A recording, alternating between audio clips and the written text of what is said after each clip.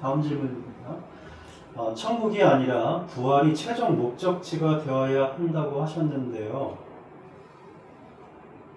천국이 임시 거처인적인 개념이고 결국 부활을 한다고 하더라도 부활 이후에 거할 곳이 있을 것이고 부활 이후의 삶이 있을 텐데, 그렇다면 천국이란 용어든 하나님의 나라이든 어떤 개념이 필요한 듯해 보입니다. 어떻게 생각하시는지요? 예, 지금 이제 교회에서 성서를 읽을 때 혼란은 이런 거거든요. 이거는 이제 동의하지 않는 분도 있고 동의하는 사람도 있을 거예요. 그런데 차정식 교수님께서 2주 전에 했던 말을 다시 한번 생각을 해보세요. 차정식 교수님께서 이런 얘기를 하셨잖아요. 성서학자들이 50년 동안 열심히 공부를 했어. 하나님의 나라가 무엇인가에 대해서 연구를 해봤는데, 그 하나님의 나라는 우리가 얘기하는 죽어서 가는 그런 영혼이 가는 천국의 개념은 아니었다고 얘기를 했잖아요. 그런 개념을 저도 수용하는 거예요.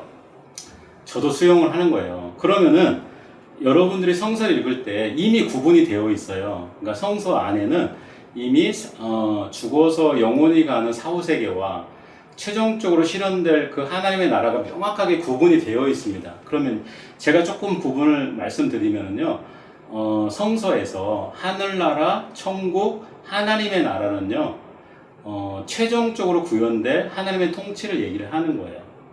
그리고 여러분들이 생각하는 그런 사후세계 있지 않습니까? 영원히 가는 천국은요, 두 가지 개념이 있어요. 하나는 뭐냐면 하늘이에요, 하늘. 그러니까 하늘도 뭐 스카이가 있고 헤븐이 있을 수가 있는데, 스카이를 얘기하는 게 아니라 헤븐. 성경은 그냥 하늘로 나와요. 그 하늘이 하나님이 사시는 곳이고 우리가 영원히 거주할 곳이라고 얘기할 수가 있고, 그거를 더 구체적으로 얘기하는 단어가 뭐냐면 낙원이에요. 낙원. 파라다이스라고 하는. 그러니까 여러분의 성경을 읽을 때 그렇게 읽으시면 딱 구분이 될 것 같아요. 별로 어려울 것 같지가 않습니다.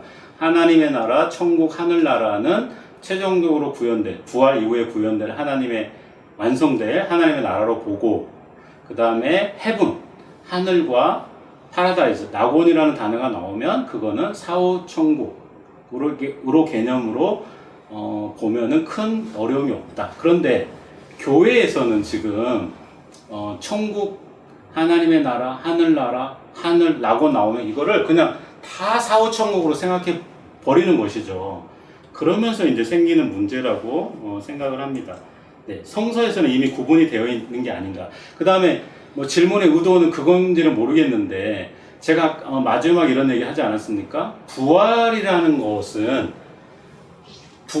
거는 부활에 맞게 환경, 그러니까 부활에 맞는 환경이 있다는 거잖아요. 그러면은 부활에 맞는 환경은 도대체 어디겠느냐는 것이죠. 그게 헤븐, 하늘일 것이냐, 아니면 새 하늘과 새 땅일 것이냐. 하나님의 나라를 지지하는 사람들은요, 그게 헤븐이 아니고 결국 부활된 몸이 거처할 곳은 새 하늘과 새 땅일 것이다, 이 땅일 것이라고 보는 거예요.